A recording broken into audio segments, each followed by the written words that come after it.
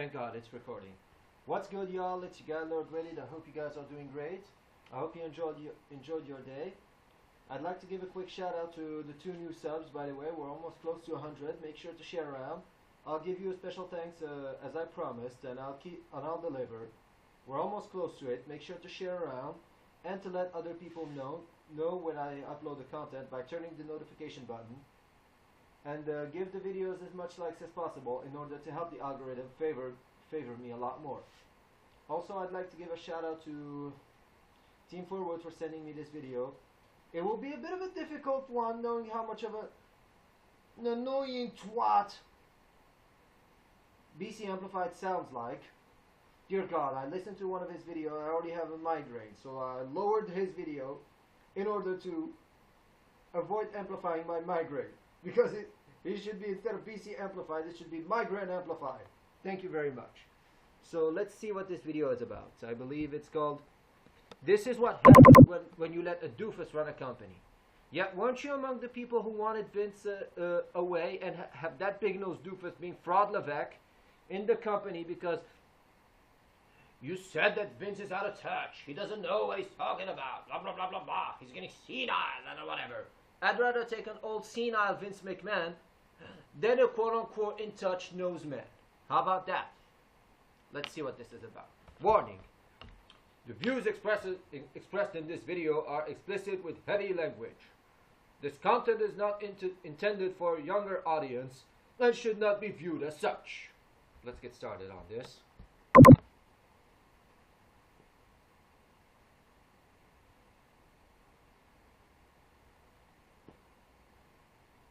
The Amped Up Show with BC, Wednesday, the 19th of November of the year 2025. We got a packed, jacked, stacked show for you this evening. You're probably catching this right before. First note, I can tell your intro absolutely sucks, you annoying, squealing looking motherfucker. Fix your shit. You can do like an intro like whatever else, like I don't know, instead of thank God, annoying sack of shit. AEW Dynamite, maybe Dynamite is on the airwaves right now as this hit your sub box. So catch Dynamite. Do me a favor, catch Dynamite. Because pro wrestling needs a real challenger brand to WWE right now. Because WWE keeps monopolizing. And the problem with that is WWE sucks right now. So if that's the best... Yes, for that, I agree with you that AEW should be treated as a... should be a legit alternative. But the problem is, Tony is just as much of a mark as Fraud Levesque is. The problem is when you have the main company emulating your style, so by extension, the other companies, like let's say AEW, TNA, or like whatever, they'll be doing a similar thing. Hopefully, JCW tries to be a bit different. I'll give them credit for that. And if you want AEW to be a bit better, you'll have to reason with Tony and tell him, Tony, get your head out of your ass and start treating your company as a business instead of a hobby. That's how you do. And I wish Tony would have done it, but sadly he doesn't listen. He doesn't listen, because he has a bunch of incompetence, being the Bucks, and all mumbling in his head, so he books shitty matches. Game in town. That's not good for any of us. And you screaming like an idiot is not good for any of us, too. WWE needs true competition. I'm really hoping that AEW can pick up the ball that Helmsley keeps fumbling. It's going to take a lot of work. And why are you showing your super chats and all, and your and all the look at me snobbish looking I don't know if AEW can do it or not, but damn it, they got my support. So catch Dynamite and come back to the channel afterwards and check out this podcast. Listen to this Amped Up show because it's going to be a good one, man. We are going to be talking MVP's words on Helmsley, his latest words. I know this was something you guys are waiting on my response to. Calling Helmsley a coward and a liar. He always been a liar and a coward. It only took you many years to figure it out. Even though black and gold was a flagrant evidence, but you did not want to admit it. Why? Because it benefited your way. And explaining why. So we'll talk about that. BC will give you his, I guess it's going to be a hot take, even though it shouldn't be. I'm just dropping truth bombs. I'm just dropping amplified facts. No, you're dropping amplified migraine. How about that? And you're doing the typical indie promo, jobber promo shit. When you're like, and then, that's what you're doing, you jobber schmuck. If that's considered hot takes, so be it. And I want to start off with some Monday Night Raw talk. Raw from Madison Square Garden. If you guys caught the show this past Monday evening, you saw Hunter Hearst Helmsley hiding once again behind his bag of tricks. Because he books the same way. He always did. He always will. With him, it's all about the pops, friendship and betrayal, pop and flop formula, mind you, friendship and betrayal, nonsensical crap, long boring matches, start something and throw it all over and go to the most nonsensical thing that has no follow through with the first thing, and then repeat, on repeat for eternity. That's the algorithm he goes by. Haven't you figured it out already? Brawls, cheap pops, and title changes. And he had all of that once again on Monday night. All the cheap pops one could ask for. Whether it's Dolph Ziggler, not Nick Nemeth, Dolph Ziggler, AJ Lee, Brock Lesnar, Roman Reigns, John Cena, part-timers galore. For John Cena, it is his final Raw. So you can slide it in a way. AJ Lee, who gives a fuck? She's only gonna attract a bunch of freaking neckbeards and all. Roman and all, just a cheap pop material. He could probably fill up half a roster with just part-timers. You take all of those names out, what do you have, by the way? Nobody wants to ask those questions, right? Nobody wants to think of that scenario. You take away John Cena, all the part-timers. You take away all the good guys, you'll find the reality that this current roster absolutely sucks. Prime example why this current roster absolutely sucks. Logan Paul. You have someone, a YouTuber, looks way better than a majority of your roster.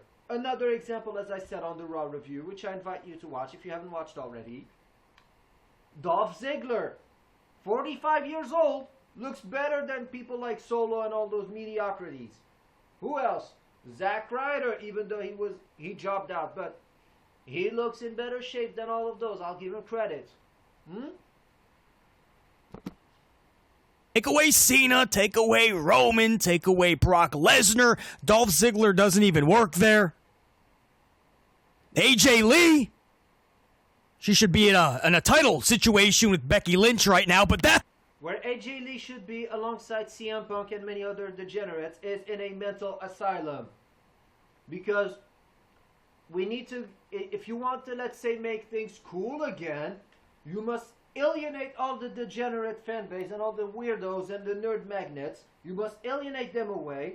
Have normal people, as I've said before. You have like some entertaining stuff.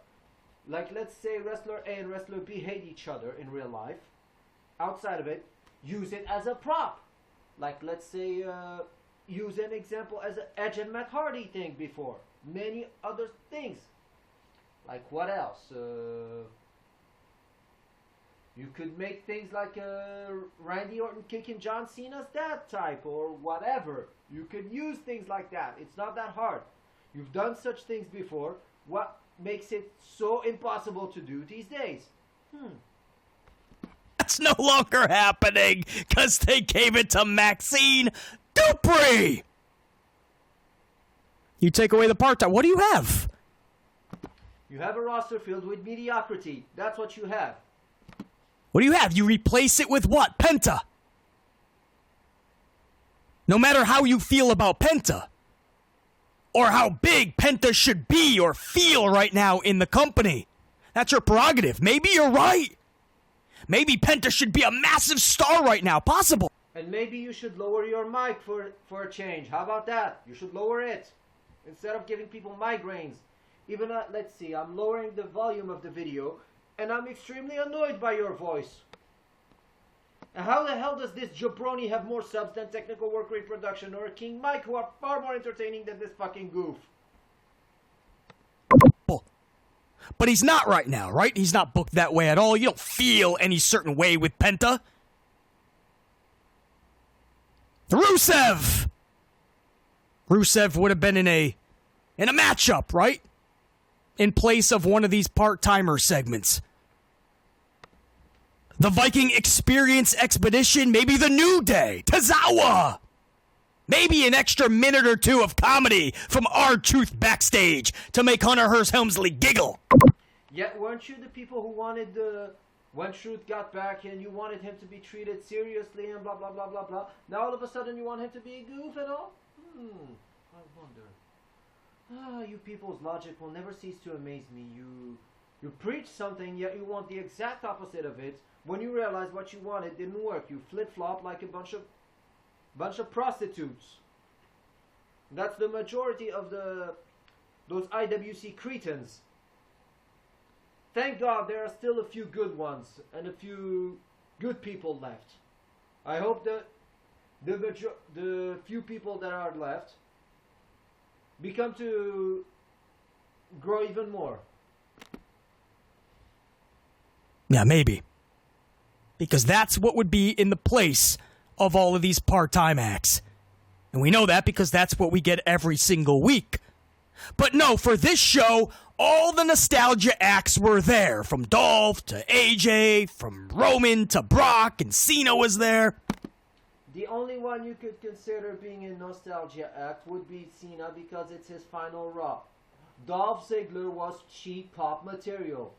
AJ Lee, the same thing, cheap pop material, and even then, AJ Lee was never that good to begin with. Even back then, Nikki Bella was much of a bigger star than her. She felt like a child by comparison to women.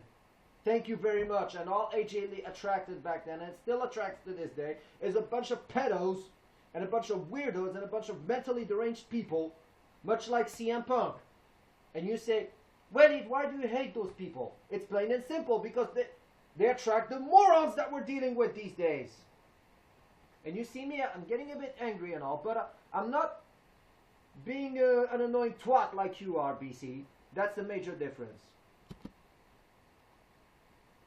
And so when all was said and done, to the simpletons, to the geeks that have 140 characters and they're typing away with their thumbs, oh, it was great. Oh, this Raw was amazing. Wow, wrestling is hot again. WWE is on fire. Helmsley, he found his groove. That's all it took. That's all it took for these geeks. It just took a bunch of part-timers to be on one show. And is it too hard for you to maintain a proper tone? When you speak, is it too hard? You can't maintain. You don't have a regulator to maintain a proper voice. You annoying cunt. Forget what they did, or in this case, did not do. Forget the fact that nothing of substance was in any of their segments. That's all it took. That's all it took for them to blow smoke, more smoke, up Helmsley's ass, and subsequently Helmsley turns around, sees that everybody loved seeing all of these cheap pops come back. Because it's all about the pop with him. Haven't you noticed it? He's the king of pop. Not Michael Jackson, the king of pop, God rest his soul, but the pop. So Helmsley doesn't have to change a damn thing. He's like, that's all I gotta do. I can produce horrible television, most of the year.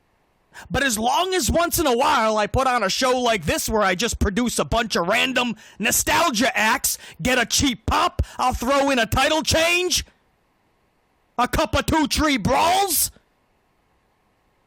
and these simpletons will say I just put on a great show. Because that's how he looks at the fans. Helmsley doesn't care about fans. He can't stand fans. We go over it all the time on this channel. When he was a wrestler, he told you he couldn't stand you. As a suit and tie, he's told you numerous times to fuck off. He tells people to fuck off when the arguments people want doesn't go his way. It's always been that case with egomaniacs. And I've explained it before on the reaction. I believe it was the harsh truth about LA Knight. If you haven't watched it, I invite you to. Check on my channel and you'll see it, the harsh truth about LA Knight. You think he just makes a mockery out of his wrestlers like R-Truth, LA Knight, and so many others for his own personal pleasure? You think it just stops at wrestlers? No, he's laughing at you, the fans, always. Because he looks at you as if you're just simpletons. So don't. To which I say, don't be naive. Don't be gullible. Don't be a simpleton. Don't geek out and be this numbnuts' entertainment. And can you maintain a proper tone of voice when you speak? Because you look like a geek the way you act. Don't stoop to that level. Because I assure you, you are Helmsley's entertainment. Watching how he can just string you along, because trust me, you're all on strings to Helmsley. No matter what he produces, he knows there's so many, quote, fans that'll be right there in line with a wooden bowl and a wooden spoon going, please, sir, can I have some more? At least that was a bit of a funny line making fun of those British marks. I'll give you that. At least you did something good, even though it's been, what, 7 minutes already of this video? Oh, God. How long is this video gonna be? Helmsley knows there's enough of these, quote, fans that are gonna pack the majority of these arenas and chant no matter what. It doesn't matter what makes sense, if anything. It doesn't matter if a heel is taking on a heel, a face is taking on a face, a title has just changed hands for the 6th time in 9 months. It doesn't matter. It doesn't matter. There'll be fans right there screaming, this is awesome, and you deserve it. And then after the show talking about how great it was. And it's these individuals, believe me when I tell you, it is these, quote, fans that have ruined professional wrestling. And they like to say that it's the ones that are not happy with the product. It's the ones that are always just so negative. They're so harsh. Because we're trying to make it good. We're trying to get it to make sense. We're trying to get good segments and a top-to-bottom good wrestling show. We're trying to get to that level.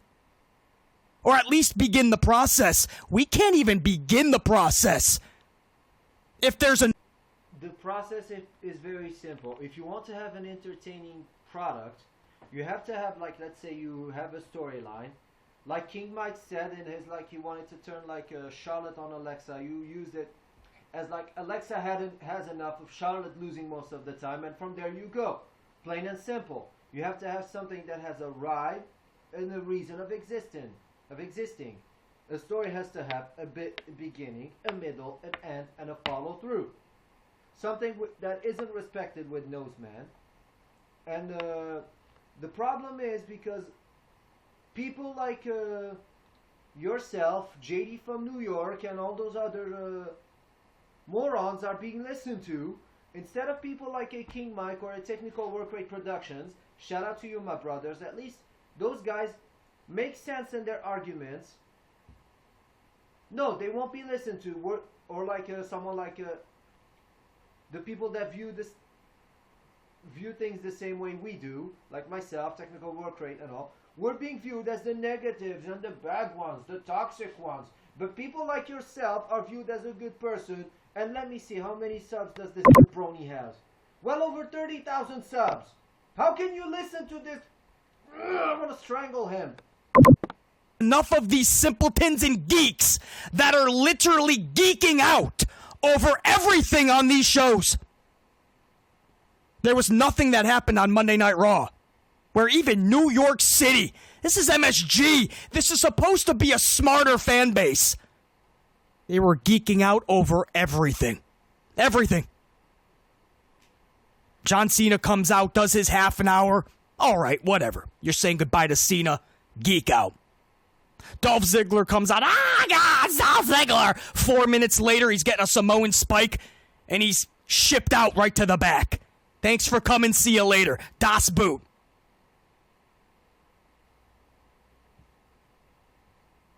AJ Lee comes back. Ah, it's AJ Lee! She helps Maxine Dupree win the championship. How is that good booking to you?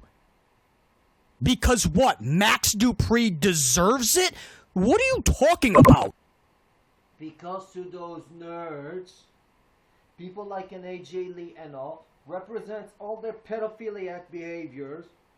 So they'll hyper obsess over her because she's a nerd magnet. She attracts those people much like a CM Punk.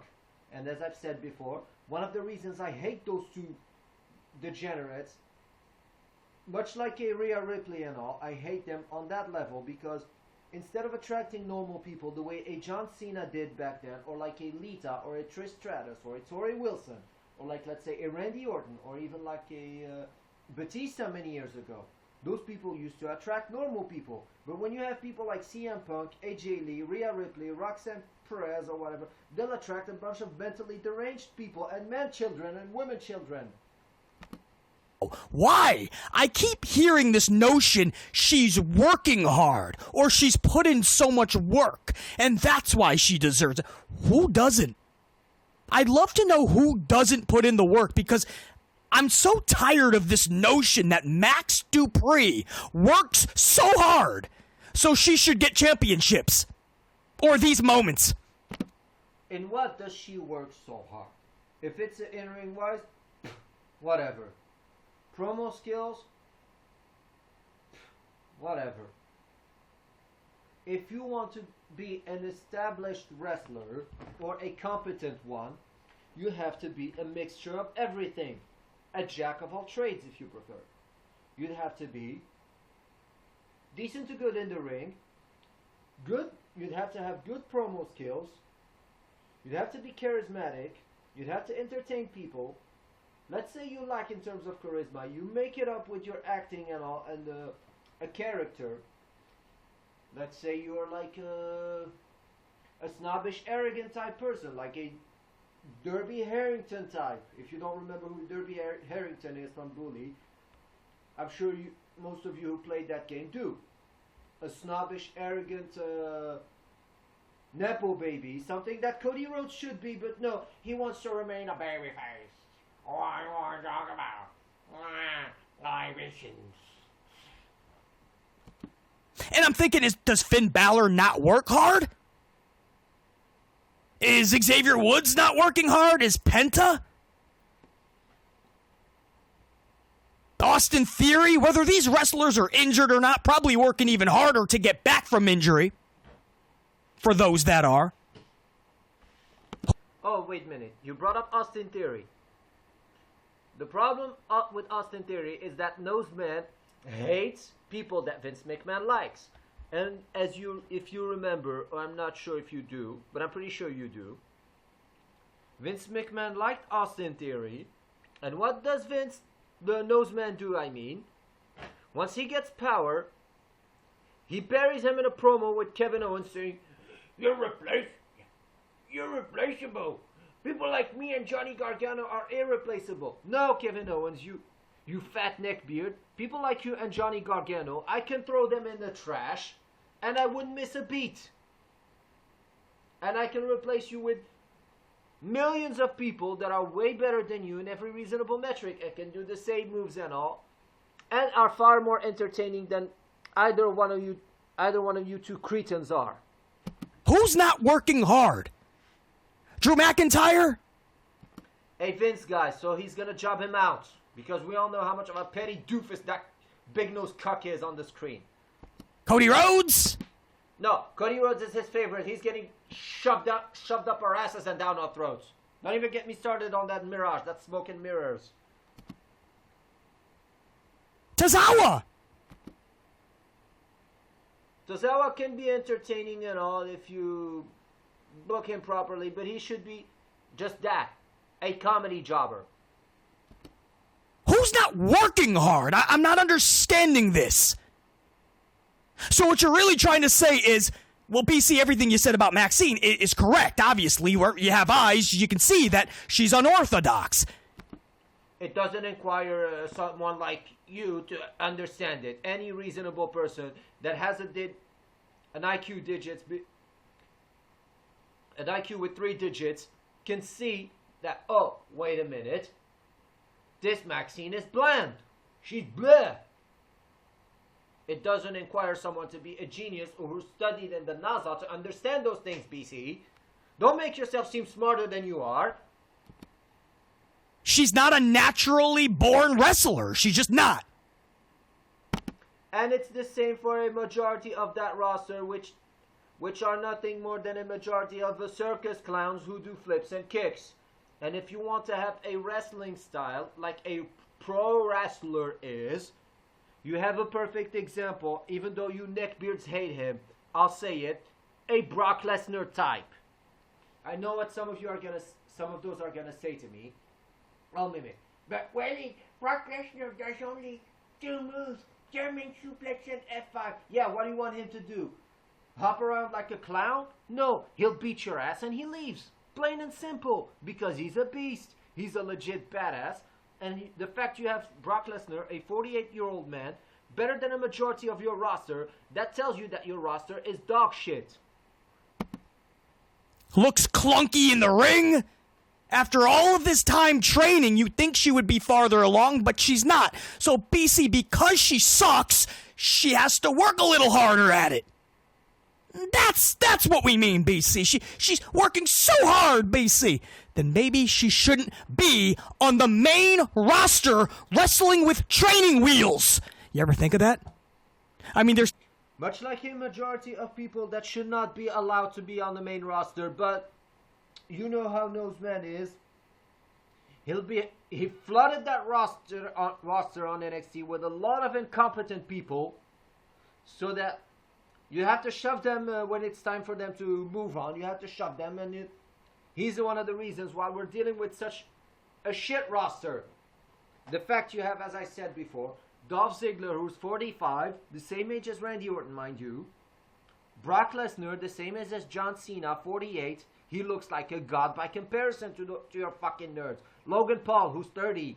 He looks in way better shape. How about that? A YouTuber, mind you.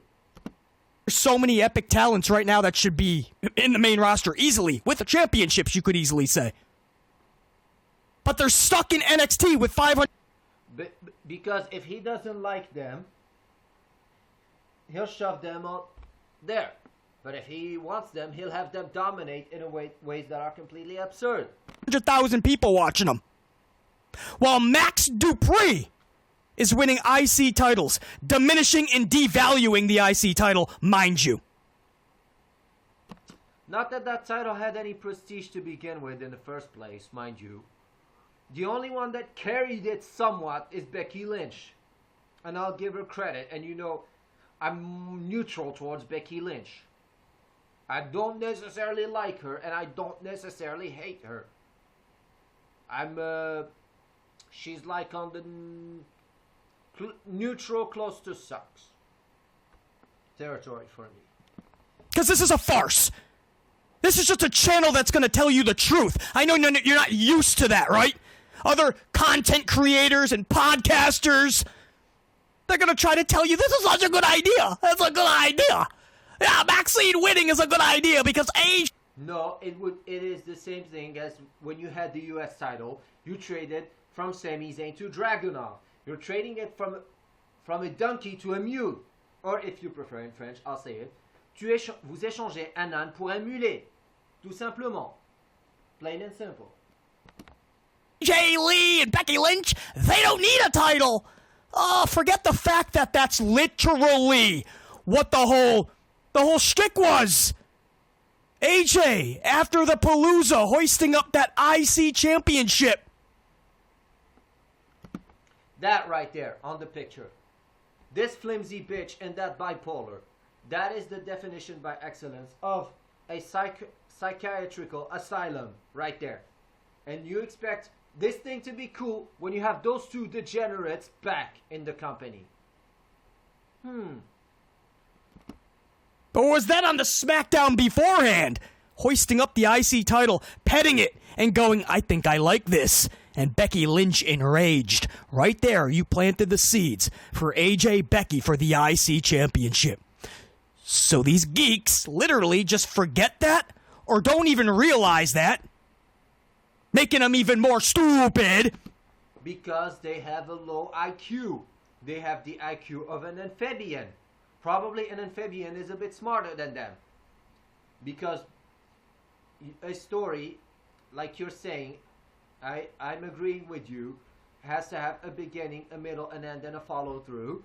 And when you implanted that seed, they should have gone from there. But Noseman, being the big-nosed idiot that he is, because it takes too much effort for him, he's going to scrap it and build into something nonsensical, but they'll buy it.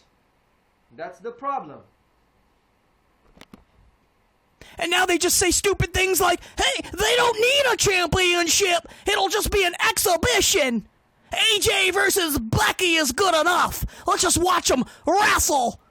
It'll be an exhibition, PC. No, it literally needs a title, because that's the whole point of all of this. Because what are you going to do? Have Becky drop the title to Max Dupree?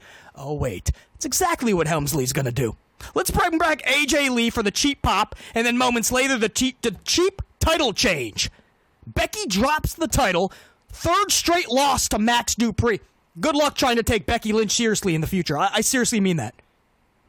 All the wars that she's had with Sasha Banks, Charlie Flair, Asuka, Io, good luck. Because now when I watch AJ Lee versus Becky Lynch, how am I supposed to forget Maxine beating her easily with a crossbody? A clunky crossbody that took 12 minutes just to set up. That's what it felt like. How are we supposed to forget that? Now I have to watch Becky Lynch, go to war in War Games. She couldn't even beat Max Dupree, bro. And that's one of the things that has been recurrent with Noseman's shit booking. Inconsistencies that make no sense. Prime example, you'll have let's say Brock Lesnar, for example, destroying someone like a John Cena pretty easily, but no, getting his ass kicked by Cody Rhodes. When you see the two, Brock Lesnar and Cody Rhodes, it's an axiomatic squash, a flawless victory. Because when you saw on this past episode of Raw, Brock Lesnar bitching both Cody Rhodes and CM Punk easily the way he did, it's what should be happening. If you have Brock on that team, he squashes all of the four jabronis, being Punk, Cody, and the Boozos, squashes them easily, flawless victory style, mind you. If someone of them that can have a bit of offense, it would be a Roman Reigns. But we all know how Roman's been treated by that big-nosed cock on the screen. So what's her concept? I wonder what H is going to do. Is H going to have Becky Lynch win in War Games? See, you got it right back. See that? Everybody that said Becky. And can you speak properly for the love of God? Is it too much to ask out of you? Or do you want me to come through that screen and strangle you? Maybe you'll speak properly if I strangle you too hard. Becky was done. Becky just won War Games. Stop. Becky can't even beat Maxine one-on-one 3 straight times. It ain't happening. And now you want us to forget about it. No, there's that 18 to 49 demo. I know WWE books for the 0 to 12 demo. That's fine. But there's the 18 to 49 demo, which is the biggest demo in pro wrestling. And we ain't buying that shit. And yes, a lot. Yes, because when you see things that don't add up, you're not going to buy into it.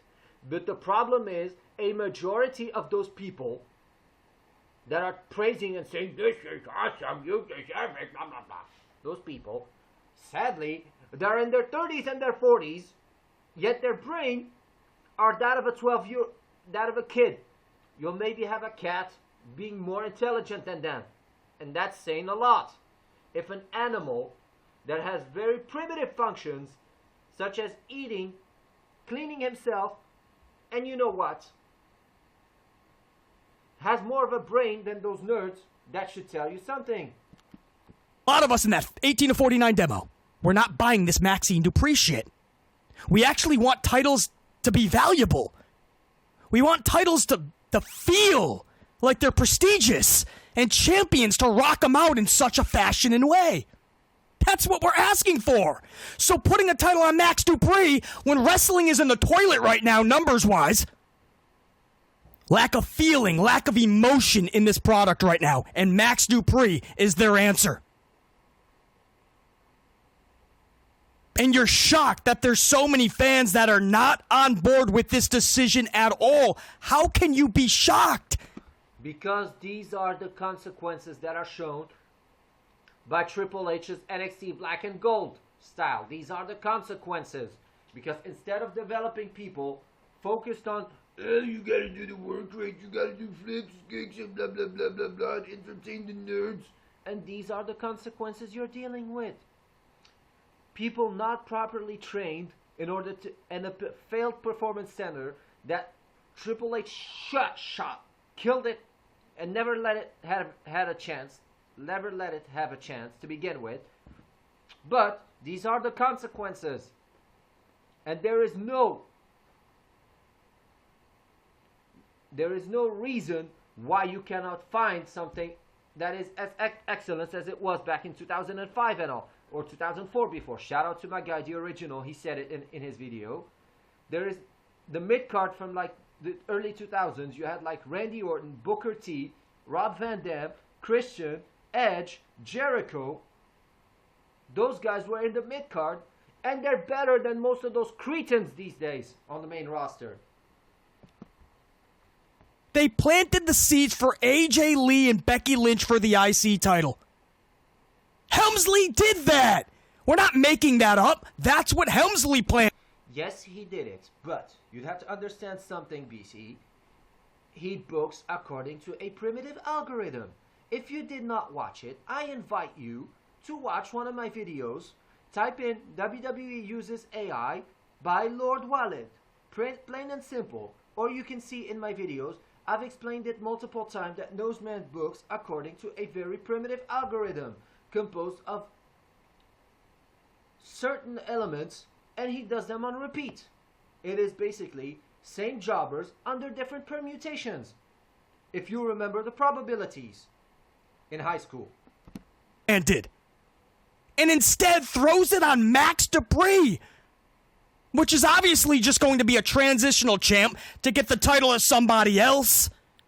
All these names are popping up. Raquel Rodriguez, Liv Morgan, Roxy. It doesn't matter. Stop. Don't even try to book ahead, because I promise you, Helmsley is not. Helmsley... He didn't, and he never will. What makes you think he's going to now? Books by the day, by the minute. He doesn't know the term. Long-term storytelling, long-term... He never did, and he never will. Booking. He doesn't understand what that means. When he hears those phrases, long-term booking, he curls up in a ball, thumb in mouth, and buckles into a corner. So it's wild to hear fans trying to fantasy book the next 6 months, or the next year, or the next champions. Stop! What are you wasting time on? Helmsley doesn't even know what he's doing, and if he does have a He's acting on intentional sabotage, maliciousness, and pettiness. It is very flagrant to see, BC. Yet, I'm being a bit of a conspiracy theorist if I see this. Or like people like Technical Work Rate Productions when they said how malicious and petty Noseman is. No, we're considered to be weirdos and all, but reality is shown to you, has been shown to you not once or twice, multiple times, might I add, but you couldn't see it. Yet, prime example, on Raw, he brings Dolph Ziggler, who looks better than Solo Sikoa and all his mediocrities, but no, Dolph does the job so that we're taking a nap. We're taking a nap. Because that's what I do when I hear Solo. I take a nap. Some semblance of thought into it. It's gonna change the very next day, because that's Helmsley. He changes by which way the wind is blowing. He sees things that will benefit his ego, that he'll get the pops for. But if something flops, no. He knows those neckbeards will blame it on AI, Road Dogg, and blah, blah, blah, because he gave them black and gold, which proved to be an absolute failure, a waste of time, and a money pit. But the problem is too many fans are willing to accept anything. And it's a participation trophy era. Doesn't even matter anymore. Doesn't matter who it is. Doesn't matter if they just started wrestling last week. You're going to hear, "You deserve it," when they win a championship. Because that's what it's come to. Max Dupree supposedly works really hard. And what can you expect out of a bunch of fans that believe a flagrant lie being told to them, like Cody Rhodes or like a CM Punk, or even who cheer for people like Jey Uso, who you remember 10 years ago for being completely mediocre at best? Now all of a sudden, suppress your disbelief, and you're supposed to believe that Jey Uso is a main event guy. These are the same people, but what was the consequence of that? You people hating on Vince McMahon. You people accepting mediocrity. Accepting people like Daniel Bryan in the world title picture. Accepting people like CM Punk in the world title picture. And these are the consequences that you're getting now. But no, you're not assuming them. Now you're realizing, oh, wait a second. We were idiots for thinking that. Natalia's really training her in the dungeon. Oh, so, okay. Well, now that I know that, throw a title on her. Absolutely. Make Becky Lynch look like an idiot. Now we got to watch AJ and Becky with no title on the line. It'll be a fun little exhibition, right? They have a feud. It's not about the match or the exhibition, dude. It's about a story. Dude. Why did we ruin that title match? Because we wanted to have a cheap pop moment with Max Dupree winning it. I can already see on Monday Night Raw she's going to have like an interview, right? So the fans can spend 6 minutes going, "You deserve it! You deserve it!" Yes, Max Dupree. She works hard, I'm told. Because no other wrestler works hard. No other wrestler works hard. Just Max Dupree. She works harder than everyone else, BC. Yeah, I doubt that very much as well. If she works so hard and she's not making any progress, you can draw one very simple conclusion. That conclusion being, she sucks. She is trash. That's the conclusion you can deduce. It doesn't require you to go to the NASA to study to understand those things. I do believe she has to work really hard because she's not good at this wrestling thing. I think she should absolutely be a manager. I don't care if you make her a GM. At this point, they made Little Pebble, Rock's daughter, a GM down in NXT. Don't even get me started on that. Rock's daughter being a manager, literally the manager teams, the general managers are nothing more than incompetent people. Prime example, you have Adam Pearce, the world's biggest incompetent of all time. Next to him, you have Nick Aldis, Mr. Unprofessional at its finest. And most of all, drumroll, the world's biggest cretin alive, Ava Raine, aka Dwayne Johnson in drag. Dwayne Johnson with a pussy. I don't know what the heck they're thinking. She was supposed to be a wrestler. That didn't work out, I guess. Guess it went really bad. So then they made Rock's daughter a GM. Nobody's questioning it because it's Rock's daughter. You could do a million things with Max Dupree. She was a cheerleader. Who was it for? The NFL, the Rams, I think? She was a cheerleader. Good for her. And now she's trying to cosplay a pro wrestler. It doesn't work. It's clunky. It's bad. And every single time she has to do a match, she has to rehearse for 2 weeks. Go to the dungeon. Natty's got to babysit her. Then they got to put training wheels on her. Then she's got to... And the fact with all this time and Natty training her, mind you, Natty being an extremely competent trainer, and the fact that that's the best Maxine can come up with, should alarm people that she sucks. But people don't want that. What you could have done is, yeah, you have Becky squash her, and from there, you set up Natalia as a whatever, or like a, I'm just saying, which had already a story, like Mike said it from there, which had like a thing. But no, scrap it and think of the other puppets. No man's logic. To go and have a match with somebody like Becky. Becky has to placate to her. Becky has to dumb down to her level so that Max looks good at the expense of Becky looking bad. BC's dropping facts. There's no lies here. You may not like it. It may seem harsh. It's so negative. Guess what? I'm also pissed off. And fans like me are pissed off because we get the wrestling product we have today. We have the WWE product we have today. And there's enough people blowing smoke up Hunter Helmsley's ass. And the consequences of that, BC, were of many years ago. The results of many years ago. Having people like CM Punk rejecting Batista for Daniel Bryan. NXT Black and Gold. And people wanting Triple H in power, and Technical Work Rate Production called it out. You're going to have Black and Gold on the main roster. But no, people hyper-obsessed over them, even though they were telling the truth. God bless you, NC and JC, as well as you, King Mike, and all the other good ones. You guys were saying the truth. But no, those nerds hyper-obsessed over you. Even like, let's say, I can understand it. I even had my Facebook account taken down by one of those nerds. I believe I told them Naomi's trash many years ago. So he hyper obsessed that whatever. Those freaking nerds need to go have psychiatrical issue help. That it's not going to change. And that's what we find pathetic. That's what's pissing us off.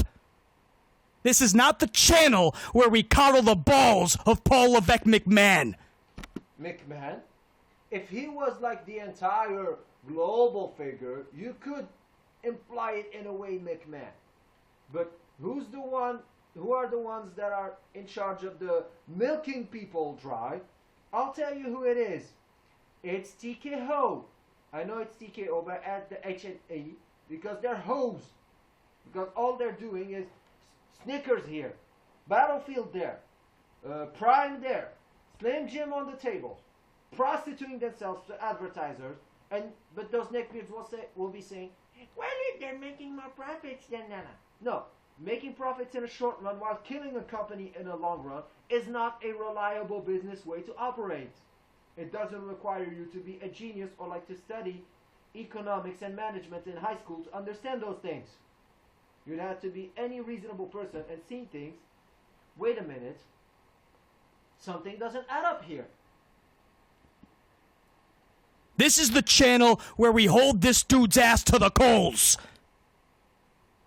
Where we tell Helmsley, Paul Levesque McMahon, that doofus son-in-law, raise your bar, raise your standards, start delivering actual creativity.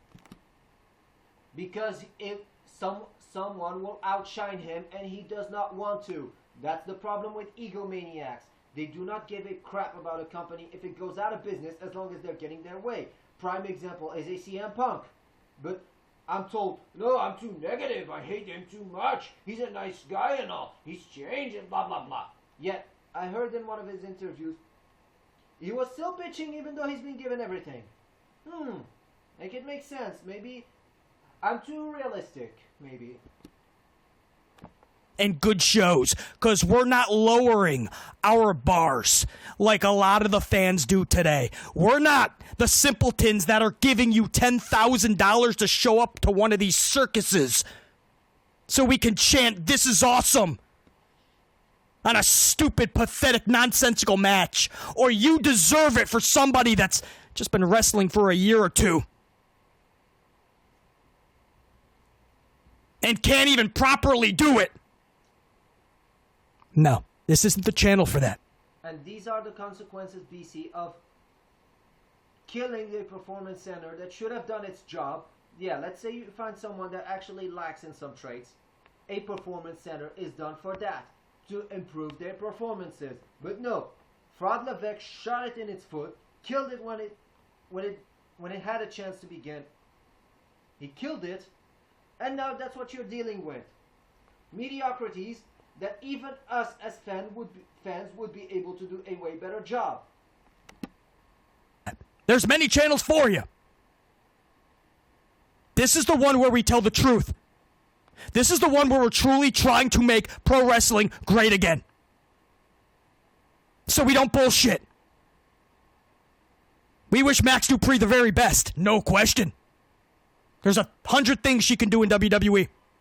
Somebody said it best recently, in one of the recent uploads. If Miss Elizabeth was around today, is Miss Elizabeth just training to be a wrestler and then you're throwing a title on her? And no matter where she is, if she's really good or not, we're just supposed to accept it and go, this is awesome, and go, you deserve it. The difference is, now that you brought up Miss Elizabeth, is that Miss Elizabeth was meant to be a valet, which is something that you need these days. But no, those people, they want to, no, it's all about the work rate, the in-ring, blah, blah, blah, blah, blah. I do not care about those work rate and monkeys and all. You can have people that are managers, like Armando Estrada, for example. Or like Trish, she was a manager before. Who else was, in today's climate, a decent manager, might I add. Zelina was a better manager than she's a wrestler. I know a lot of you guys would be like, man, that'd be awesome. I'm Miss Elizabeth wrestling. It wouldn't work. Doesn't work. I could tell you right now, Miss Elizabeth is not a naturally born pro wrestler, and she can train and train and train, but it's just going to be at the expense of all the wrestlers. It ain't going to be good. I could have told you from day one that this Maxine, it's a bad experiment. Don't do it. Don't try it. Because here we are a couple of years later, and you're still seeing her wrestle with training wheels on. That's not good, guys. A lot of people like to call out Jade Cargill being bad. But with Max Dupree, it's a double standard.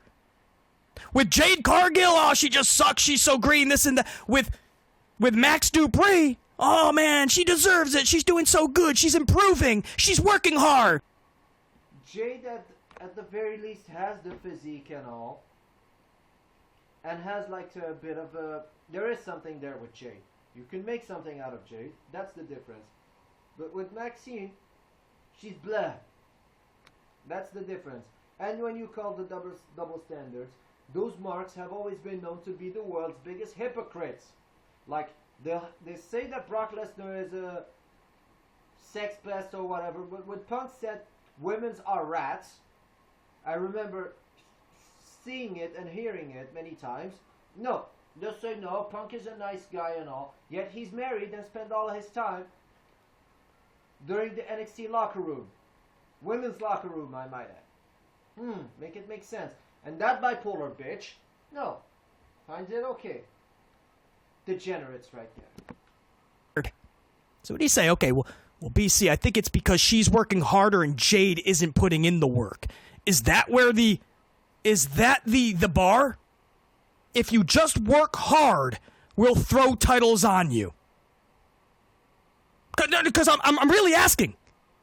Because that's what these fans are saying, right? Max has a title, not because she's a good wrestler, we all understand that, but she works hard, BC. It's a fun little pop. It's a pop, BC. If she works hard and she can't improve, that means she sucks. She's an incompetent. Replace her with someone that actually has something. We know what it is. We know what Helmsley, we know how he books. Set up AJ Lee and Becky Lynch for a championship. And his big swerve is put the title on put the title on the girl that we're all going, hey, she's improving a little bit, huh? She's only had like one W before this. Van Halen. You guys remember Van Halen? I think that was her only other pinfall victory in singles competition. But we'll throw a title on her. So you have John Cena having a 6-man tag. AJ Lee comes back not to set up a title match with Becky, but to give a title to Max Dupree so we can all act like this is so much fun. So we can help hold her hand as a charity case going forward with a championship. Max Dupree is an IC title holder. Think about that, please. Chad Gable hasn't even won a championship. Chad Gable, I don't think, has a singles title, does he? But Max Dupree has one. And it's a charity. We're all supposed to hold her hand because she's trying to be a pro wrestler, basically. Isn't it adorable? She's getting better and better, isn't she? I'm not saying it. I mean, when you have 2 weeks to rehearse every single match, no other wrestler has that luxury. Ronda Rousey didn't even have that. Vince McMahon shut it down. The difference is when you brought up Ronda Rousey is an extremely competent woman. She can work both in knowing her MMA background and all. She can understand the fundamentals in order to make a balance between her MMA work and wrestling combined. That's the difference between Ronda Rousey and a Maxine Dupree. Thank you very much. No wrestler can just have 2 weeks of training per match. Max gets to. Max has special treatment because she's so bad. And her reward? Put a title on her. BC is spitting truths. Bottom line. There's no time to bullshit anymore. Pro wrestling sucks, right? WWE sucks beyond belief. And they hide behind the bells and whistles at Madison Square Garden. And now the community's like, what a raw! WWE is back on track! Have you seen War Games? Nothing makes sense. And these apologists, these simpletons, they're actually trying to come up with ways and... Oh, is that green shirt guy? Yes, I believe that green shirt guy. Walrus, my elite killer, the beast, Brock Lesnar, the alpha male of our species, and Roman Reigns. Or, under Noseman, the original tribal cuck. Nothing against you, Roman, but the way you're being booked like a cuck. Excuses as to why the men's War Games match now makes sense. Drew's with the Vision now, so now it makes sense for Cody to be there. Okay, what about when Drew wasn't with the Vision last week and Cody just came out to start a war with Vision? And I use that loosely, a war. He just picked a fight with the Vision. They never had any beef. Even when he was wrestling Seth Rollins, Vision had no part of that. Rollins made sure of it. He wanted to make sure that it was just Rollins and Cody. So Cody just happens to come out and start something with the Vision? So then a week later, Drew McIntyre comes out and, now Cody belongs. But I thought Drew was suspended last. And that's the thing with Noseman. Illogical booking right there. It's a part of his algorithm. I've said it multiple times on my channel. Last week, and then without any explanation, they say it was a loophole. Paul Heyman was told anybody, he could get anybody. Oh, okay, so now Drew is no longer suspended. Where are we going with any of this? Every week it's something different, and then the following show, Hunter Hearst Helmsley just changes his mind. Suspended? Not suspended. Charlie Flair is walking off out of her team. 3 nights later, she's coming back to her team. That didn't take long. This is fun storytelling to you. Charlie walked out. Wait 3 nights, and action. Here comes Charlie with a kendo stick. I'm back on the team. This is pathetic. Look at the Vision. It's a ragtag of individuals. What are we doing? I don't know who's in the Vision, who's just one night only. Bronson Reed, Braun Breaker, Brock Lesnar, Logan Paul's in there, Drew McIntyre, SmackDown, Raw. I don't even know what this team is. With the faces, you have Kodathan, CM Punk, the Uso brothers, Mid-Jim, and Jay Yeaterman. Both are mid. Whether it could be DUI World Heavyweight Champion Jimmy Uso, or the Fapping Handman, as I used to call him, or, if you prefer, Lame Event Jay Buzo, or, as I called him, I remember, Beramel Jay Uso. And then Roman Reigns, who looks like he just stopped going to the gym altogether this Monday. I don't even blame him. He was going to stare down Brock Lesnar. No matter what you did, Brock's going to look like the Beast. But it looked like he really slimmed down. So I hope all is well with Roman Reigns. But and the women don't even get me started. That's just so damn bad. You see Monday night? Charlie's like hugging Alexa, and EO is clinching, hugging Rhea, and they're looking at each other, all hugging one another. I don't even know what this is. Nerd shit for babies. That's what it is right there. Because you have two nerds right here, Black Rain, and someone who can't speak English properly, even though me, a foreigner, can speak way better than that annoying thing. Right here, you have quote-unquote achieve, let's say, pretend to be not to be friends, but they're friends and blah blah blah, the cringe. Even though I like Alexa and all, but if you want to, like, let's say, turn them heel like King Mike said, you can have Alexa being tired of Charlotte being on the losing there, and you go from there. Plain and simple. But no. Knows man's logic for you.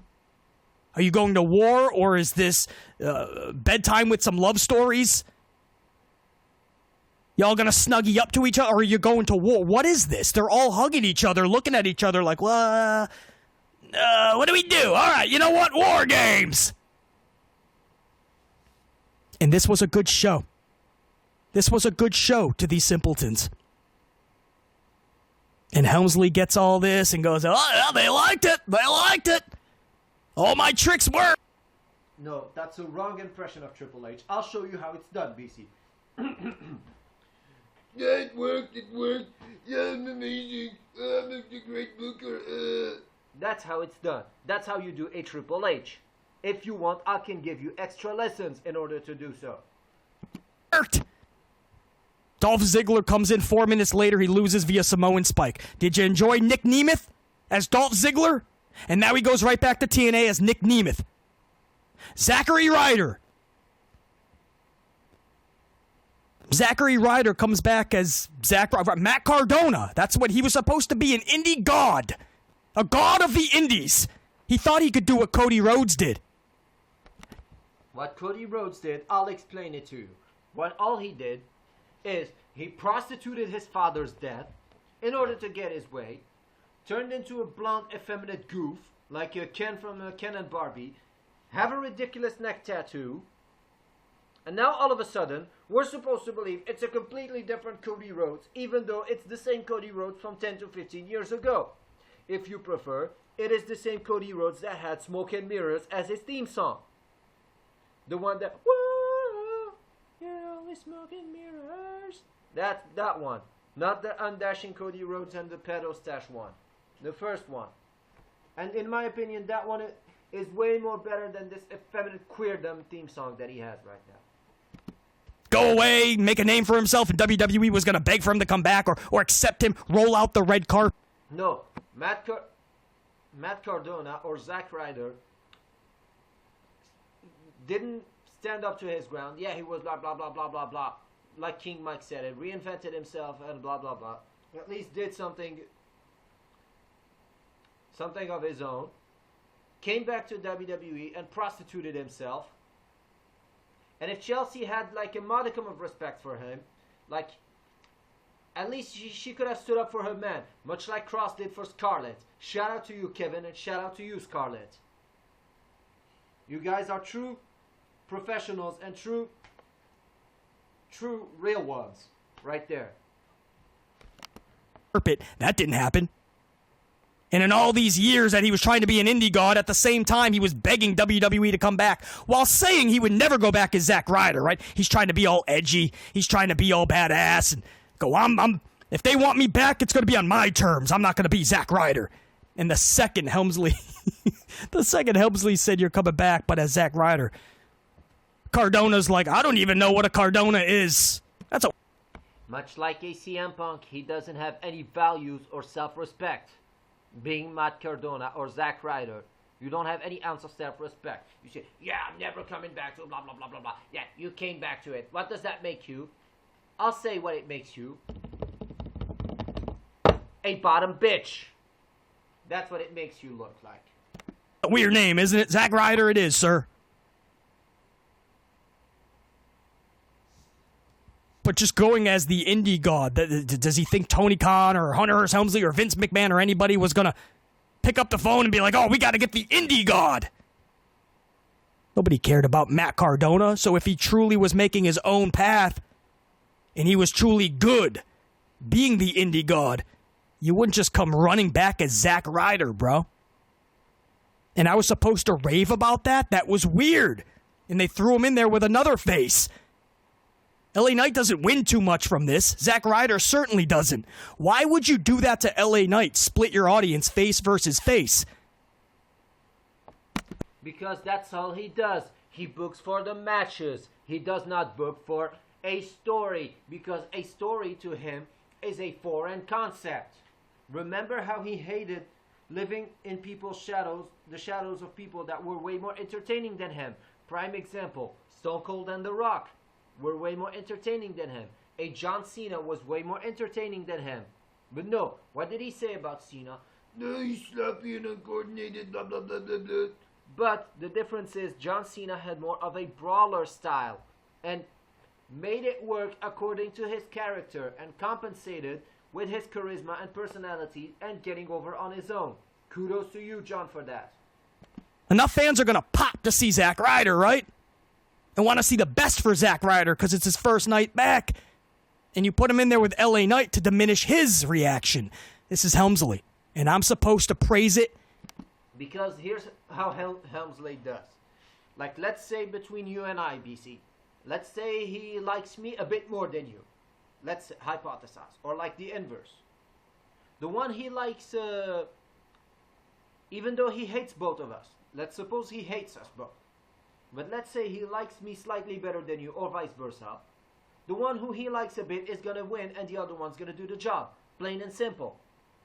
Haven't you figured it out? And talk about how good this booking is. It's bad booking. All of it is bad. You ended Monday Night Raw with Brock Lesnar staring at Roman Reigns and then brawling. The same feud that Vince McMahon gave you for 5 years. That all of us said we've had enough with. But with Helmsley, everybody's okay with it. Oh, isn't this exciting? War Games with Brock and Roman in 2025. Yes, that's what we need to see. Another Roman-Brock Lesnar fight. Saw it for 5 straight years. I saw it at several WrestleManias.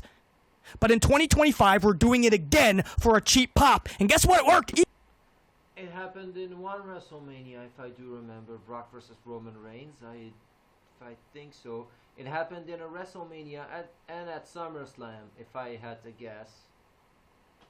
I don't really remember. Even New York, Madison Square Garden was like, oh my God, it's Brock and Roman. BC is going to have to love this. No, BC isn't absolutely not going to love it. I'm going to rip it apart. This is the best he had from Madison Square Garden? You have nothing. You take away the cheap pops, you have nothing. This was a bad show. And if you ever came across anybody trying to tell you different, walk it. Walk right away. Don't even try to engage with such simpletons. Because they're already halfway up Hunter's ass. We don't bullshit on this channel. Monday Night Raw was garbage. In fact, to another level, he tried to hide behind his bag of bells and whistles, and it backfired, and the doofus son-in-law fumbled yet again. Because the only things he knows how to do are cheap pops, friendship and betrayal, nonsensical crap, long boring matches, start something and scrap it, and repeat. That's all he knows. Couldn't you figure it out? No, this channel, you better actually give us really good creative, a top to bottom good show. And then maybe, just maybe, BC will talk positively about it. But you'll know. When a Raw or a SmackDown is good, you'll know, because BC will tell you it was good. We don't need you to tell us that it's... No, I'll mimic like... We don't need BC to tell us that it's good. No, we don't need you. We don't need your screeching voice to tell us if it's good or not. Our eyes can do. Until I do such, believe me when I say, this company sucks, their shows are garbage. No matter what anybody else tries to tell you, they pale in comparison. They ain't even in BC's league. That's why I am the true #1 podcast in this community. Honesty, truth, amplified. No. Migraine and headaches amplified. That's what you are. To the core. Sucking yourself off. You sound like Walt Clyde. You sound like Walt Clyde sucking yourself off. I'm the #1 podcaster. You sound just like Walt Clyde, and at least Walt, you can make fun of him when he doing to how much of a goof he is, but with you, it's straight up annoyance. You make people's blood pressure rise. That's the difference. The realest in this community, because I dish out what needs to be said even when it's hard to hear. And I appreciate the unit because my amplified unit knows the truth and knows that's the only way we change this for the better. Moving on to our next segment. This story is a few days old now, and I know you guys have been waiting on my words on it. BC, what do you think about what MVP just said about Helmsley? Schnoz McGee, Doofus' son-in-law, calling him a coward and a liar. MVP is right because someone like an MVP, at least he understands the fundamentals of the business. Sure, you may say he was like in the mid-card, if I do remember properly, MVP. I believe he never passed the mid-card and all. US title at most, and hot potatoing between the tag titles and something like that, if I do remember correctly, in MVP's first run. But even then, at least, he had with his VIP lounge and all, I'll give him credit for trying. At least he showcased a modicum of personality and a modicum of charisma. For Brett saying it, he's absolutely right that Noseman is a phony. And Heyman saying he's a prick, he's absolutely right too.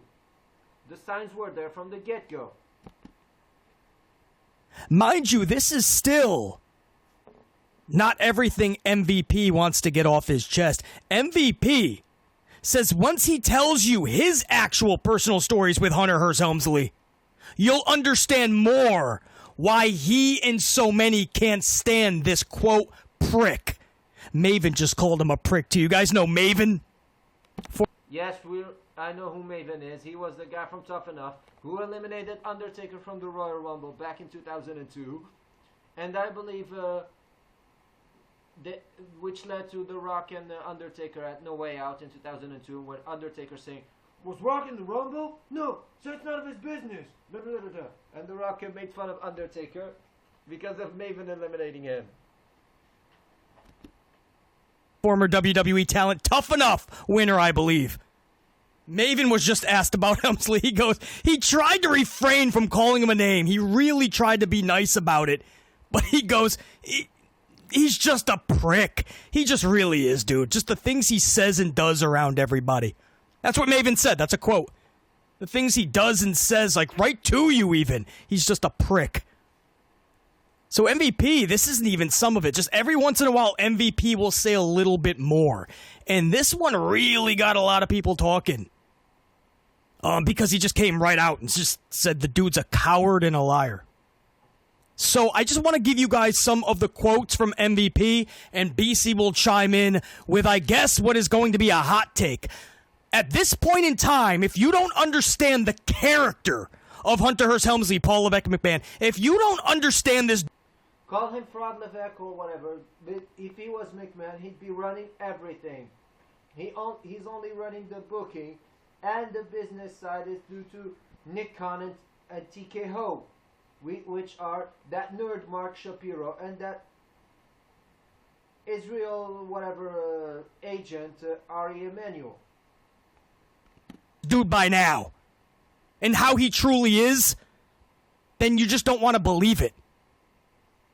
So this is what MVP recently said. MVP says, man, I agree with Bret's assertion. And he's talking about Bret Hart, obviously. Bret Hart has never been one to shy away from his true feelings on Hunter Hearst Helmsley. His involvement with him his dealings with him, working with him, how he truly is. Bret Hart can't stand the dude. The Hall of Fame was the best. When Helmsley goes as the head guy, right? He's the lead guy going into a Hall of Fame that he is running. He's running the company, and he's going into the Hall of Fame as the head of the class. So he goes over to shake Bret's hand. Steve Austin was trying to be as cordial as possible. Bret Hart just rolls his eyes. It's one of the funniest pics in images, man, ever. Bret Hart just could not. He couldn't even control his expression. Oh, not to mention that Bret literally just came right out and said, Hunter Hearst Helmsley is a phony. That is a quote. Just a He's always been that way, but people didn't realize it until now. phony. Tell me how you really feel. Love it. So MVP says, and I quote, man, I agree with Bret's assertion. I've said it before. I call him a coward and a liar. Let's put it like this. If you really want to, you can go and look up the interviews of various wrestlers through the years of what their opinion is of the man. Interviews of the guys that were his friends. What they had to say about the guy. I can think of more guys that dislike him than I can of guys that actually like him. Prime example would be a Randy Orton. Wasn't Randy Orton under his tutelage and Ric Flair's in Evolution? Yes, he was. But what happens once Randy Orton started to shine a bit? No, Marion. What happens when Batista won the Royal Rumble? Shenanigans to avoid Batista from being a challenger and have some mediocre, someone that he would squash and continue his delirium and have them hog all the titles. If it was up to Noseman, that's what would have happened. But thank God what happened, and Batista destroyed him at WrestleMania 21. But this newer generation, they don't know that guy yet. So these wrestlers that came up underneath him in NXT, they probably think he's brilliant and would thank him for the hand he's had in their career. But the guys that actually had to work with him back in the day, they will tell you a different story almost overwhelmingly. And so it's not just me saying it. Sports Illustrated is saying it. Barstool is saying... Okay, I'm just kidding on that part, man. I had to. Come on! He literally said, and it's not just me saying it. I had to throw some comedy in there. Let's get serious. Let's back it up. So he says, the guys that had to work with him back in the day will tell you a completely different story almost overwhelmingly. So it's not just me saying it. There's guys who are way up the totem pole, way more than me, that are telling you that this guy is no bueno. Prime example, you look how he had Brock Lesnar lose to Cody Rhodes many years ago. That's a prime example right there. The way Roman Reigns is being treated like crap. That's another example right there. I love it, man. I love it. More people have to speak out like this because Helmsley feels he's got the pro wrestling world by the balls and he can do no wrong. He can make no mistakes. No matter what he does, there's going to be enough smoke being blown up his ass, enough people kissing his ass. More people like Maven, who called him a prick. People need to know that and explain why, which thankfully Maven did. He was on a podcast, I believe, with Mr. Kennedy. Do you guys remember Mr. Kennedy? Kennedy! Kennedy!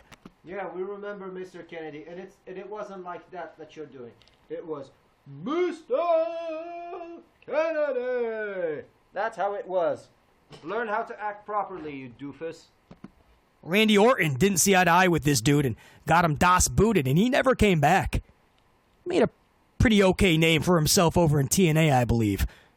But Kennedy was talking with Maven, and I think it was Maven who said, wasn't it you, talking about Kennedy, who told me the story that he made a comment and he wasn't even joking. It was to your face and he was very serious. And Kennedy told the story. Kennedy is like, back then my gimmick was I'm the future of the industry. So Mr. Kennedy was saying that, I guess, in a promo.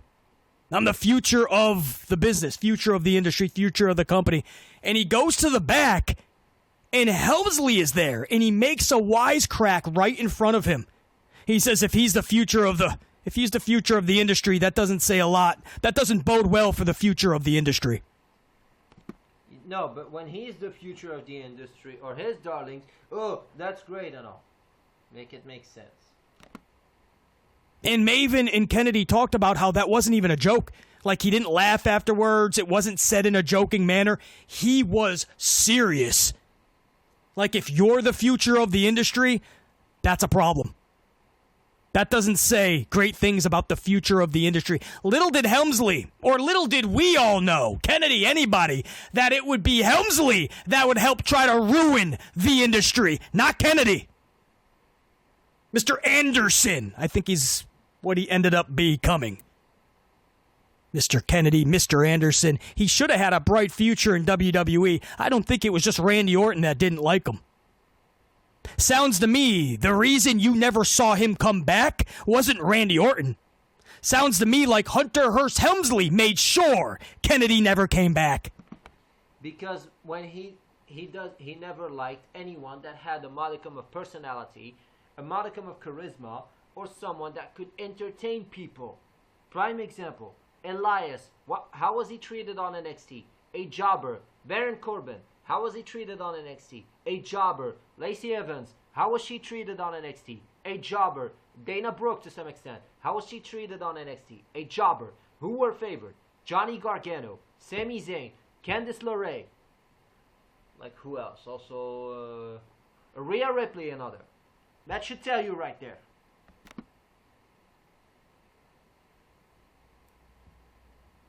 And then Maven just backed it up. Maven had a bunch of stories himself. He's like, dude, he would always just make these remarks, and I understand he was not a big fan of mine. I was just the tough enough guy to him. But some of the things he said is just like out of bounds. Like, dude, there's no need for it. And that's when Maven was just like, he was struggling for a word. He didn't want to say anything mean, but he just like, the dude's a prick. He's just a prick. That was Maven and Kennedy's story. That was just recent. I just saw that within the last couple of days, 2-3 days. And then MVP, man. He's trying to sound that alarm that this dude is a snake. Because that's what he always been, BC. And he used to just tell you what you want to hear, right? And then when you turn around, stab you in the back. But he's so emboldened these days that he's telling you to fuck off. That's the way compulsive manipulators operate. They will caress your ego, and once your back is turned, they'll stab you when they get the chance. That's the way a compulsive manipulator is. If you don't know what a compulsive manipulator is, BC, I invite you to type in on Google, compulsive manipulator. And you'll understand that Newsman is a compulsive manipulator. He's telling you he doesn't need your business. He's telling you you're not even a real fan. He gets to decide who's a fan and who isn't these days. What you can critique and what you cannot. Not on this channel. Not the Amplified unit. We beat to our own drums, I assure you. We don't listen to anything the Doofus son-in-law says. Because he is just a Doofus son-in-law. He will never, never be looked at as Vince McMahon. He will never be looked at as an actual chief of this company. Never. He is the chief content officer, not a chief completely. I'm not defending Triple H or anything. I've said it multiple times on my channel, is that he is a spiteful, petty douchebag, and I stand by it. But if he had the power completely, you'd be seeing black and gold on a main roster. And the low balls and all, and being in a deficit. He doesn't have the qualifications. And he's a Nimrod. Numbnuts, a doofus, a simpleton, an idiot. He was a wrestler. That's all he was. And without Vince McMahon putting any piece of a rocket on him, without him doing extracurricular activities to get his physique, without China without kissing Vince McMahon's ass and putting his schnoz up Vince McMahon's ass and then sleeping with the boss's daughter. Literally is the definition, by the way, of sleeping your way to the top.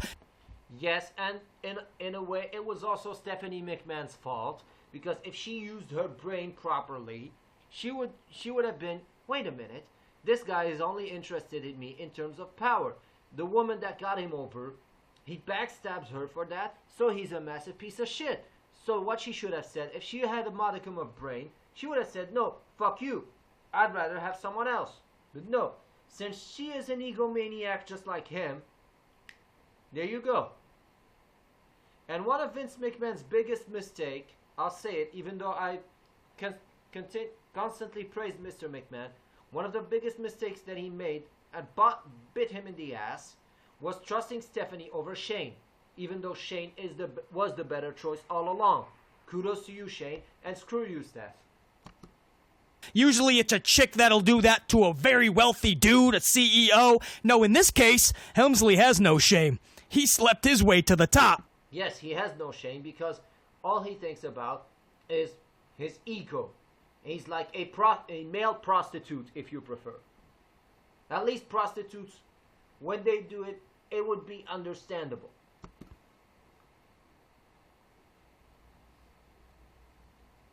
No, absolutely not. The way you got there like a slithering snake to the position you're in, you will never be looked at with respect.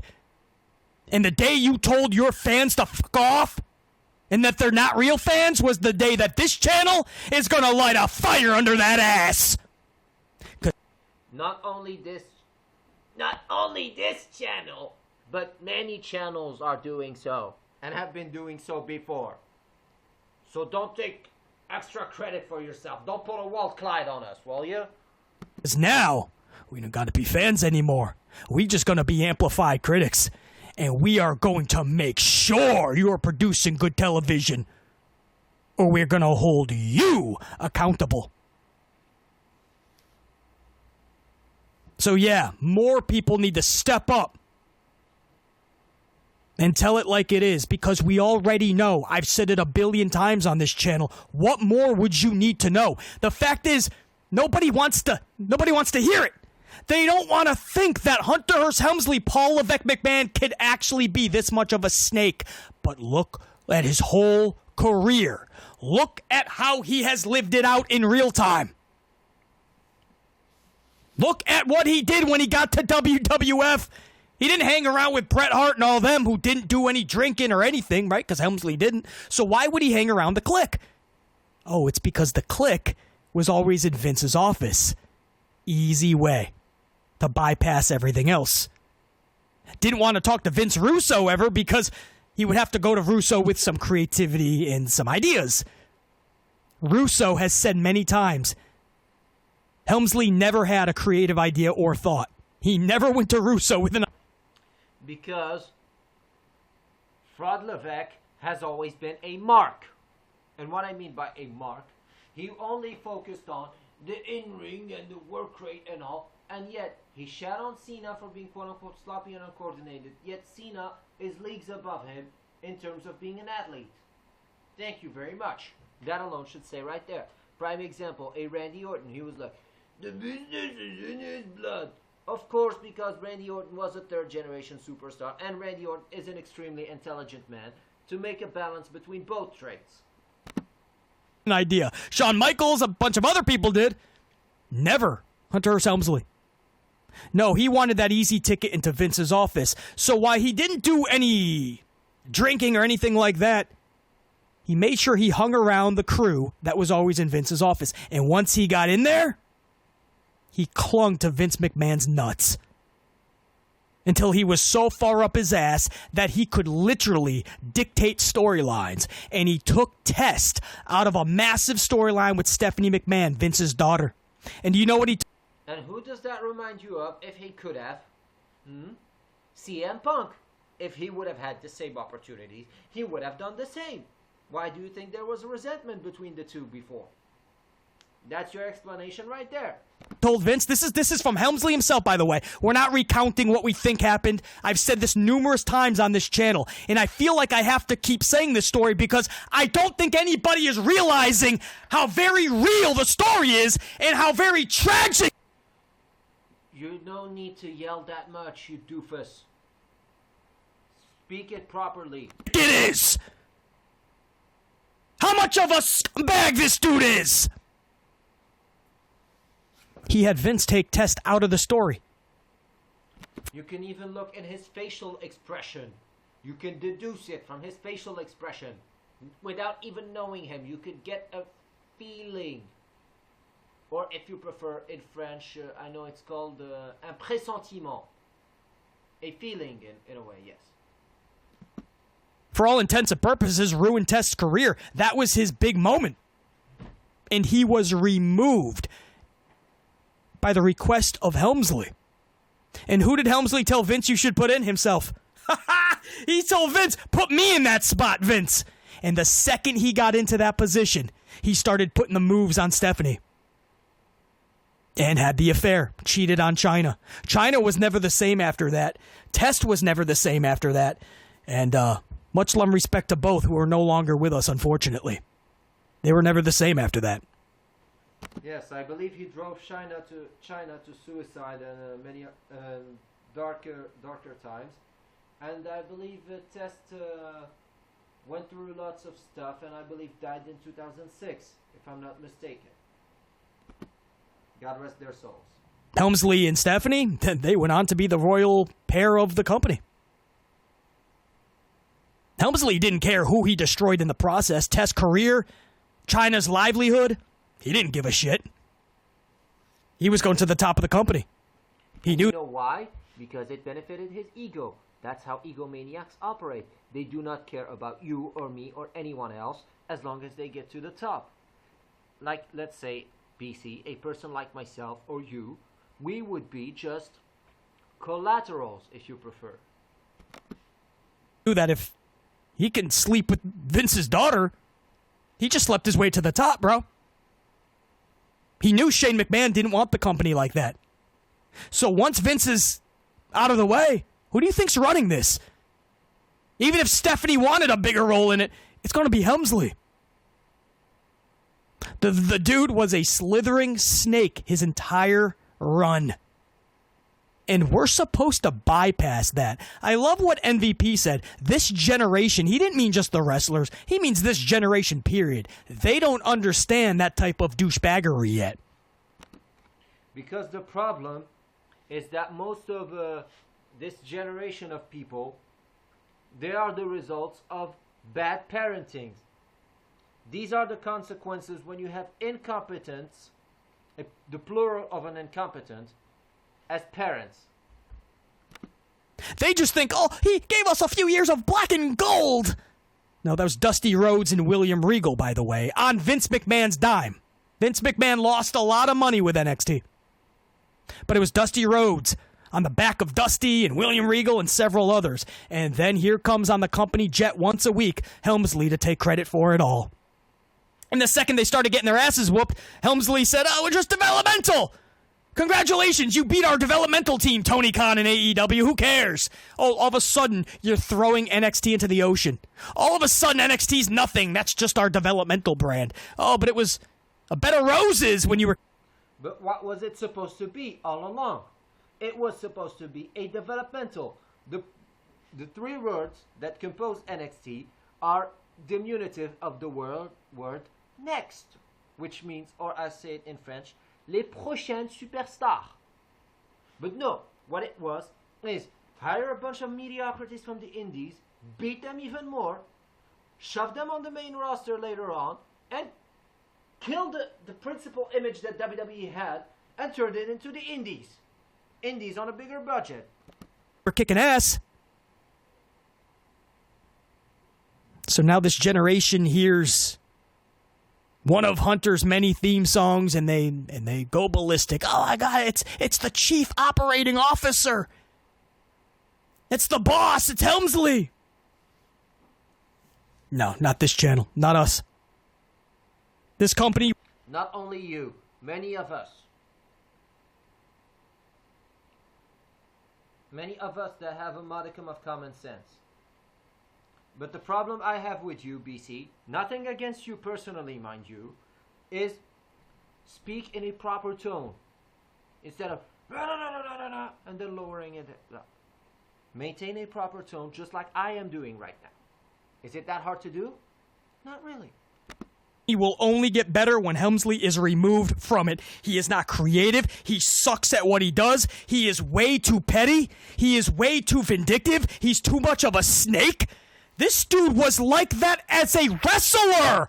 He was stabbing his peers in the back, throwing them under the bus. What do you think he's going to do with a suit and a tie? No tie, I should say. A suit jacket.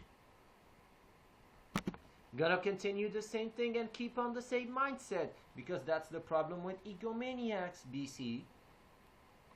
Type on Google egomaniac and you'll see the traits described in an egomaniac's characteristics are the same as Triple H's and CM Punk's, for example. Mind you. And all the power in the wrestling world. You think that just went away? Well, BC, look at him and CM Punk, BC. This is part of what Helmsley does. And I assure you, Punk will only go so far. It's why CM Punk just won a championship at Saturday night's main event over Jay Yeaterman, when Punk was supposed to lose that match to Seth Rollins, but Rollins got injured. He was probably going to go Yeaterman, but that was that massive backlash after the Battle Royal from the entire...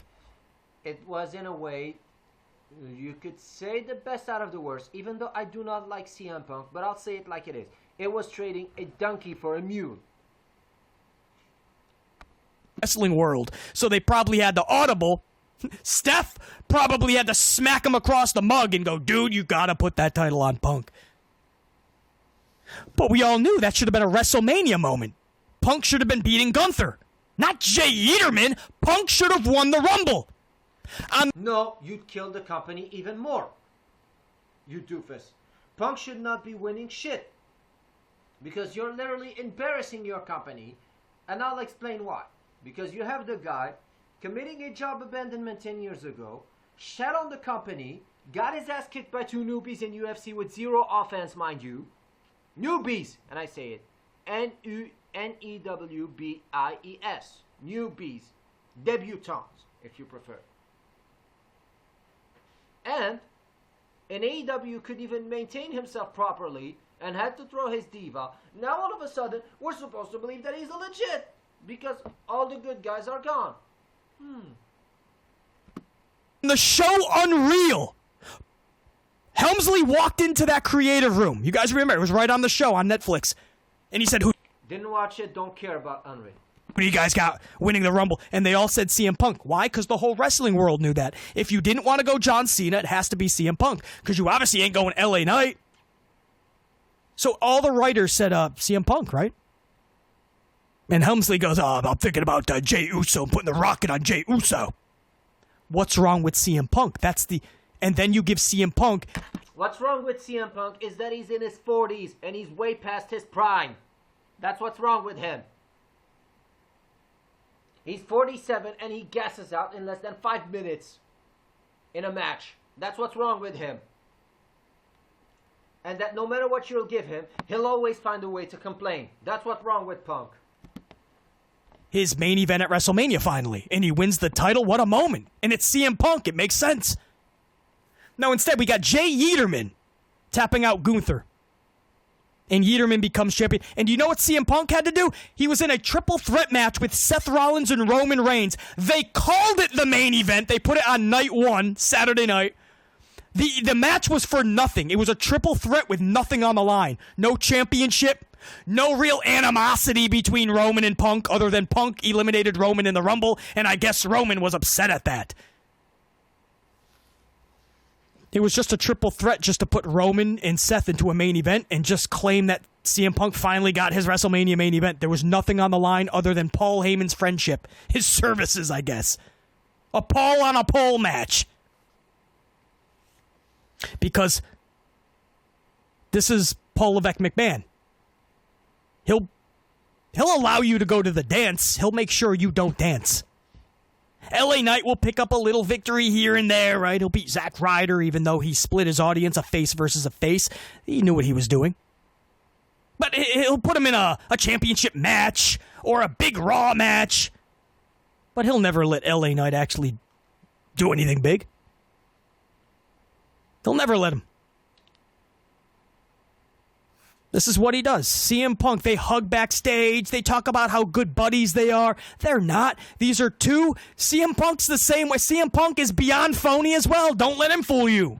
These are two phonies that don't like each other. Probably because they're so similar. Yes, they are similar. Congratulations for finally seeing it. More people should be seeing it. I remember when I said it when I was 16 years old, I was called a bigot. I don't know what I'm talking about. Blah, blah, blah, blah, blah. I remember that clear as day. So Punk has to put on his goody two-shoe shoes because he's burned every other bridge. So he's got to walk around and be the company guy and shake hands and hug Levesque McMahon. And Levesque McMahon is going to try to put water under the bridge because Nick Khan told Helmsley he's coming back to the company. Helmsley didn't have say in this, bro. Stop. Just like when Helmsley said we're done with R-Truth and there was that massive backlash, Nick Khan walked into Helmsley's office and said he's coming back. This is too big. Helmsley didn't like that, and that's why R-Truth is back dressing up as Santa Claus, doing bald jokes on SmackDown and Raw. Bald jokes that are getting no reaction. He's playing the clown again because Helmsley is punishing him. Nick Khan. Because Noseman never liked R-Truth and any other Vince guy, whether they could be a high-tier Vince guy or a low-tier or a mid-tier. He does not like them. Why? Because they have personality, charisma, they can entertain people. Something that Noseman never did. Is the one that got CM Punk back to WWE. Levesque McMahon better play nice. And we know that because just a couple years ago, CM Punk told the story. CM Punk was supposed to be in WWE a few years before. Vince McMahon made the trip down to go meet with him. Do you know who came with Vince? Hunter Hearst Helmsley, Paul Levesque McMahon, the Doofus son-in-law for some reason. Punk didn't know why. Why does he need to be there? Well, we found out why. It was going to be Helmsley to make the final decision. And Helmsley admits. Helmsley tells the story. I think it was the show Unreal, actually. Helmsley said, when we walked away from that meeting, I looked at Vince, I said, no. He's the same guy. I don't want him back in the company. So the reason that CM Punk was ghosted and the reason we didn't get CM Punk for those years, because Helmsley said no. So that goes to show you, if it's Helmsley's decision, no. But if Nick... And even then, it would have embarrassed your company. And even then, it embarrasses your company. Because you have a 47-year-old who gasses out in 5 minutes, who embarrassed that company and looks more miserable than he ever did before. And he now, all of a sudden, all he does is live up to the glory days that are of his past. And now... he still continues to live in this denial that he created many years ago. Yet, people are believing that, oh, CM Punk was always good. He has always been a mediocrity. Khan is going, dude, I really think we should do this. Then Helmsley's got to play nice. That's all you're seeing with guys like Punk. He wants these guys to look at him as Papa H or this big Vince McMahon figure. When he brought back the Ultimate Warrior, because he called Warrior a prick and an asshole, right? Because at WrestleMania 12, Helmsley had all these ideas and Warrior saw right through his bullshit. Warrior's like, yeah, whatever, kid. You're going to take this move, and then you're going to look up at the lights. That's an ego buster for Helmsley. I love it. That's why I love the Warrior. Warrior was an asshole. He was not a douchebag. There's a difference. I can respect an asshole. I'll never respect a douchebag. So that was the warrior taking out a snake. Now you look at me like I'm Vince, right? That's the whole reasoning behind all this. Bruno Sammartino has a problem with Vince in WWF, but I can facilitate it. I'll bring in Bruno. Everything he does is for egotistical purposes. Me, me, me, me, me. It's always been like that, and it'll always be. And it will always be. That's Helmsley. That shouldn't be a hot take. All we're dropping right now is dimes. We're dropping absolute fact after fact after fact. We throw no interceptions with these takes. These should not be hot takes. These are just truth bombs. And this is the guy in charge of this company. The same guy that treats his wrestlers like garbage is the same guy that treats the fans like garbage. We're all exposable. We're all just a dollar symbol to all of TKO, first of all. TKO, you can call them. TKO. H-N-E. Thank you very much. But especially Helmsley, because he never respected the fans anyway. All the loyalty and the respect that the fans have shown this company, they put the middle finger up to you. On the daily, on the constant. So then you come across a podcast and a show like this, and BC is just supposed to help blow smoke. You're doing the same thing, my guy. You're doing the same thing. You're blowing smoke up your own ass. Just like Triple H is doing. You're blowing smoke up your own ass. Up the dude's ass. Pump the ego, pump the chest a little bit more. Not gonna happen! No need to yell, dummy. Not gonna happen ever!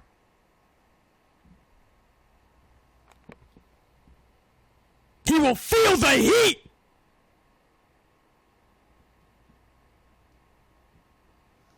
He will be held responsible. If you want to be the guy in charge of this company, you better lead it to the promised land, not into the ditch. And you can do something good, it will benefit you, and it will benefit both of your listeners and all. Not to scream like an idiot. And we'll make sure that he's doing just that. Making the product better or moving aside. But he will be held accountable. We're not just going to bypass it like the other geeks and the simpletons and the fanboys. I see we're about to hit that 1 full hour mark, so we will not begin another discussion because... Oh my God, don't even remind me of that. The way the coffee is flowing and BC is spitting, our next discussion could go 30, 40, 50 minutes. So we will wait. I won't be listening to it, thank God. Even if I need to sleep, I won't be listening to it. For the next... Not that I ever did listen to you, BC. Amped up show. So until next time, and there will be that next time. Thank you, Unit, for the support always, for stopping by, smashing that up. My channel members, chucking coffees at the channel. Appreciate you always stopping by and whooping that ass. Unit, salute, BC saying check ya. Thank God this video's over. Oh my God. Yeah, these are the consequences that when you let the doofus run the company, but it was evident since the dawn of time. But no, people are hyper obsessed over Vince McMahon and they're paying for it.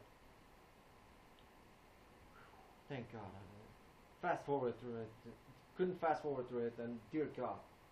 Somehow I managed to pull it through and I managed to survive. Thank you, God, for giving me the strength to survive this abomination.